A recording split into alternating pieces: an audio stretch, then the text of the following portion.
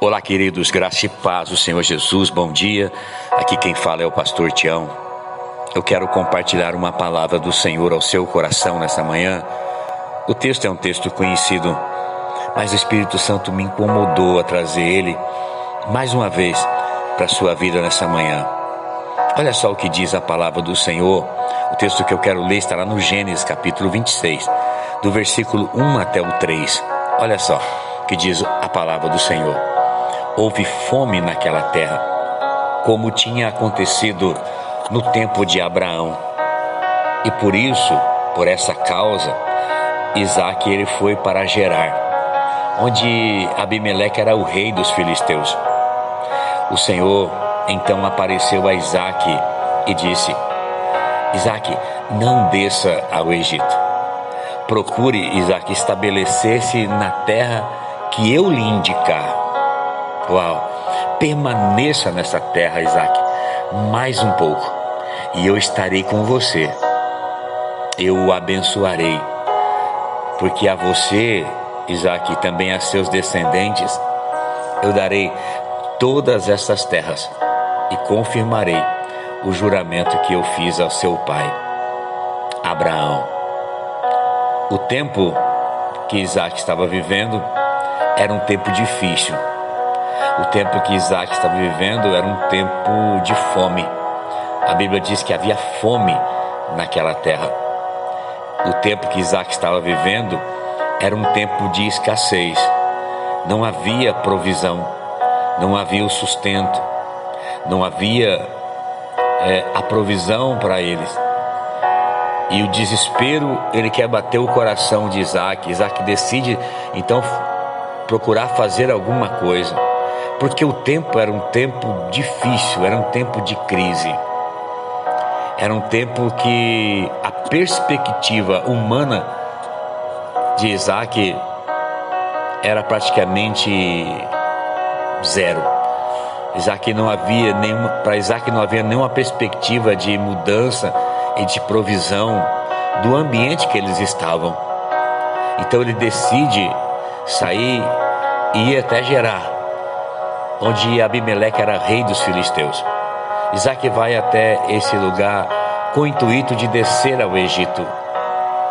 E o Senhor aparece a Isaque. E o Senhor libera uma palavra a Isaque. Nesse tempo difícil, Deus, ele vem e libera Deus estende uma promessa. A mesma promessa que Deus havia feito ao seu pai. Deus agora está estendendo a Isaque. Deus diz: Isaque, não desça para o Egito. Não saia. Procure estabelecer na terra que eu lhe indicar. Eu vou te mostrar o ambiente que eu quero que você fique. E nesse lugar, Isaque, permaneça ali. Permaneça nessa terra mais um pouco. Permaneça. Deus está dizendo: creia, Isaque. Creia, porque eu estou no controle de tudo. Não tire os seus olhos, não tire o seu foco, não tire a sua confissão de fé do seu coração, porque eu ainda estou no controle de tudo. Eu acredito que Deus está falando conosco nessa manhã através dessa palavra. Talvez você esteja vivendo um tempo difícil. Talvez o tempo que você esteja vivendo é um tempo de escassez. É um tempo onde a provisão ela está escassa. Um tempo de crise, um tempo de necessidade. Mas eu quero dizer para você, o Deus que apresentou a Isaque, apareceu a Isaque, é o mesmo Deus que está aparecendo para mim e para você nessa manhã, através dessa palavra, dizendo: eu ainda estou no controle de tudo. Não abandone sua fé. Não faça nada segundo a força do seu braço, mas espere a direção clara do céu para aquilo que eu quero que você faça. A sua atitude não pode ser uma atitude humana. A sua atitude precisa ser uma atitude de fé, crendo no Deus que está no controle, num Deus que prometeu, que é fiel para cumprir. Em meio a uma crise, Deus vem renovar promessas. Parece que não faz sentido, não é mesmo? No meio de tudo que estamos vivendo, Parece que o que nós estamos vivendo confronta a promessa, mas na verdade é o contrário. É a promessa de Deus, é a promessa de Deus que confronta aquilo que nós estamos vivendo, querido. É a promessa de Deus que confronta as adversidades que possamos estar vivendo. Eu não sei qual é a luta que você está passando, eu não sei qual é a crise, qual é o tempo que você está vivendo, mas o Senhor está dizendo nessa manhã: a minha promessa, ela está vindo para confrontar tudo aquilo que você está vivendo ou passando. Coloque isso no seu coração. Deus, Ele não deixa de fazer promessas porque o tempo é difícil, porque o tempo é de escassez, porque o tempo é de crise. Não, ao contrário, agora mesmo Deus está falando e dizendo: eu sou contigo, eu te sustento, eu sou contigo. A minha mão, ela não está encolhida, a minha mão, ela está estendida para te abençoar. Muitas pessoas, elas recebem a promessa de Deus, mas elas acabam não crendo na promessa. Sabe por que elas não creem? Porque diante da adversidade, a tendência é elas estacionarem. O diabo traz mensagens, traz situações que muitas vezes fazem elas desistirem daquilo que Deus tem para elas. E nós precisamos nessa manhã, diante dessa palavra, superar essas coisas, superar esses tempos difíceis que possamos estar vivendo, superar o tempo de escassez, superar o tempo de dúvida, de incerteza, superar o tempo de medo que quer invadir a nossa alma, o nosso coração. Deus, nessa manhã, está renovando as promessas que Ele fez para mim, que Ele fez para você, as promessas que Ele já liberou para nós. A Bíblia diz que aqueles que estão em Cristo são mais do que vencedores. Não é uma igreja posicionada no meio da luta, não, é uma igreja posicionada em Cristo, mesmo em meio à luta, que é uma igreja mais que vencedora. Um povo que independentemente da crise, da escassez, da situação, crê num Deus que pode mudar o cenário, crê num Deus que é fiel para cumprir as promessas. E o seu fundamento, o seu firme fundamento está em Cristo, porque Cristo, Ele é o autor e consumador da sua fé, da sua fé. Uma atitude de fé, ela resiste à crise. E nós precisamos aprender, precisamos saber a viver pela fé. O justo, ele viverá pela fé. Estamos impregnados, irmãos, na vida de Isaac em nós. Nós estamos impregnados nessa vida. Não tem como você fugir. Quem fez a promessa para o pai de Abraão? E para o pai de Isaac, perdão, a Abraão? Quem fez a promessa? Foi Deus quem fez. Não foi qualquer pessoa. Deus está dizendo essa mesma coisa a Isaac. Isaac, eu fiz uma promessa ao seu pai. Isaac, quem eu sou? Quem eu sou? Isaac sabia que o Deus que ele servia era fiel para cumprir as promessas feitas.